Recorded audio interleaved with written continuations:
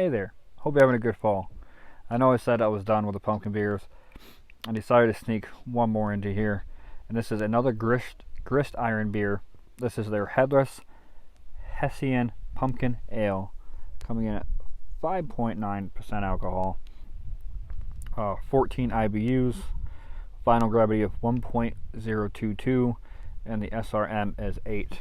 I'm still not sure about the SRM. I should look that up and see what that is. But I have had this one before at a beer fest years ago, and by the time I had it, I don't remember anything about it, I'll put it that way. So, and it's essentially a first time for me. It says, hold on to your heads, named after the legend of Sleepy Hollow's most frightful villain. This fall seasonal fave was brewed with over 250 pounds of pumpkins, nicely balanced with just a bit of spice and the ghost of rich pumpkin flavor on the finish. It's the perfect beer to pair with ghost stories around a campfire on the crisp autumn nights, which is now. Perfect timing for this. No date on the can. I'm not sure when this was put in here, so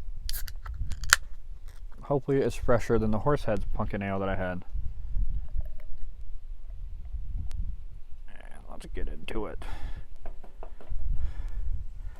Does pour a nice, beautiful, orangish golden, kind of clear, a little hazy in the middle from chill, more blonde looking around the edges. I don't know how well that is showing up, but it's a beautiful orange pumpkin. About a finger's worth of just off-white creamy head, bubbles sticking around. That's a nice looking pumpkin ale. For some reason I thought this was a brown ale. I don't know why. Just misremembering it, I guess, when I had it last. I may be able to find this on my Untapped from when I did it. It was years ago, pre-COVID, so that should tell you something. Oh, yeah, those pumpkin spices. Not so much pumpkin, definitely pumpkin spices. You know, the usual ginger, cinnamon, decent amount of clove coming through,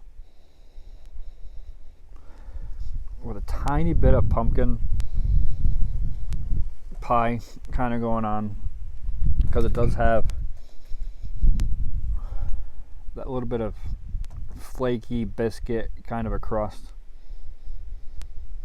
So it's not quite creamy like a pumpkin pie, but it's definitely, the pumpkin spice is coming through. You do get that, like I said, bakey crust, just a little bit more creamier, and that's why I think I prefer the cream ales. I really like that creamy one. I'm going to try to find more. I think that as a base for a pumpkin really gets that pumpkin pie-ness that you would want, at least that I want from a pumpkin. All I'm smelling is clove now. I think that homebrew ruined me. Right, let's get a drink on her.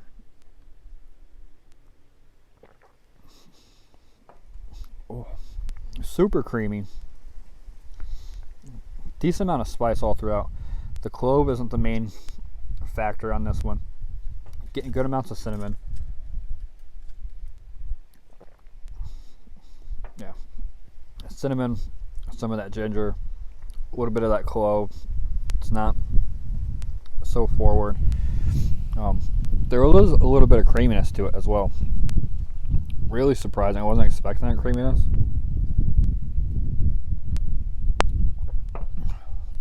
A little gust of wind come through. There's a surprising amount of creaminess to it. The pumpkin spice really lasts going down your throat. Get a little bit of that breadiness coming through. But this is a really decent pumpkin ale. Like I said, I don't remember anything about this, but I'm enjoying this.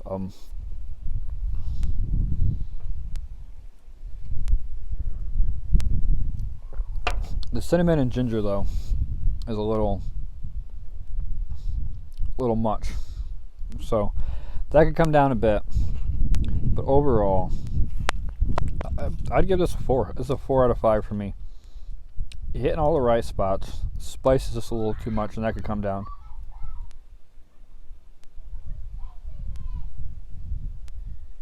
I think a spider just scared my daughter. So, with that, thank you for watching. Where you could find this? These guys are out of Burdett, New York. So, Finger Lakes region of New York. You can find this on the western part of New York. I'm not sure how far the distribution goes. I would say for a 6-pack of this, probably around 12 to 13 bucks. Can't be too much, maybe 15. But yeah, this keeps moving. So thank you. I'm gonna get out of here. Thank you for watching. Cheers.